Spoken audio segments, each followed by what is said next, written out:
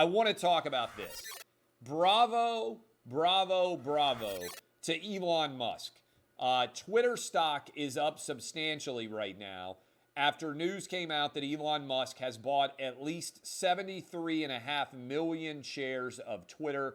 That represents 9.2% of the company. Elon Musk now is the largest shareholder in Twitter. This comes on the heels of Elon putting out a poll, which over 1 million people voted in, asking whether or not Twitter was truly a free marketplace of ideas. 70% of people said it was not. They are correct, in my opinion.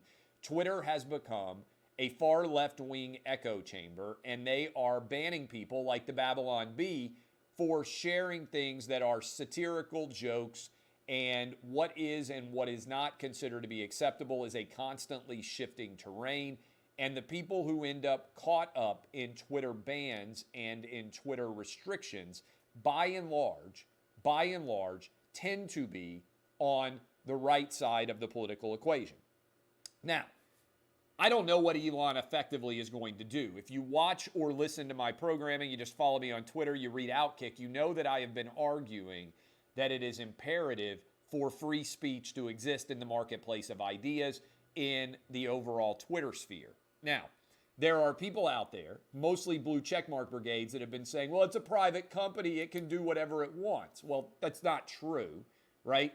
Even private companies are restricted by all sorts of American laws. But it's going to be interesting whether those same blue checks, given that Elon Musk may attempt to make a run at owning Twitter, are going to have that same opinion if he implements truly wide open First Amendment policies, which potentially have a negative impact on the blue checkmark brigade members and their ability to curtail the speech of people they disagree with. Remember, I always emphasize this because I think it's important. There's a difference between disagreeing with someone, which I think is healthy. People can argue with me and my opinions all day long. There's a difference between disagreeing with someone and saying, I disagree with you and you don't have the right to have your opinion. The first part of that is the marketplace of ideas. It's the best thing that exists in the world today. It is the lifeblood of our First Amendment. And cancel culture, which is the difference between saying, I disagree with you, which is the marketplace of ideas. Cancel culture is, I disagree with you and you don't have the right to be able to share your opinion. That is cancel culture. Twitter has far too much cancel culture right now, okay? So, question for Elon Musk is, are you going to try and buy control of the company? Are you going to try and go talk to large equity stakeholders in Twitter and make a case as for why your ownership of the company would be better? Are you going to demand a certain number of seats on the board? By the way, I'd be happy to volunteer myself to sit on the Twitter board. I've had Twitter stock for over a decade. I believe in the First Amendment and boobs, by the way.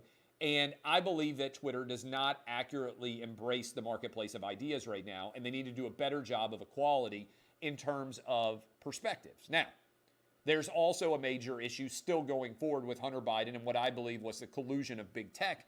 All of this Elon Musk could have a substantial impact on. Elon Musk is worth around $300 billion. Twitter right now is worth around $40 billion, meaning that Elon Musk would need about $20 billion worth of stock to potentially buy up all of the ownership share. But he could also have other associates who are buying up percentages of Twitter. He could have the big equity funds that have a large stake in Twitter. I'm genuinely intrigued to see what Elon Musk will put out there about the reason why he has so far bought 9.2% of the company. And by the way, he may have bought far more than 9.2% of the company so far.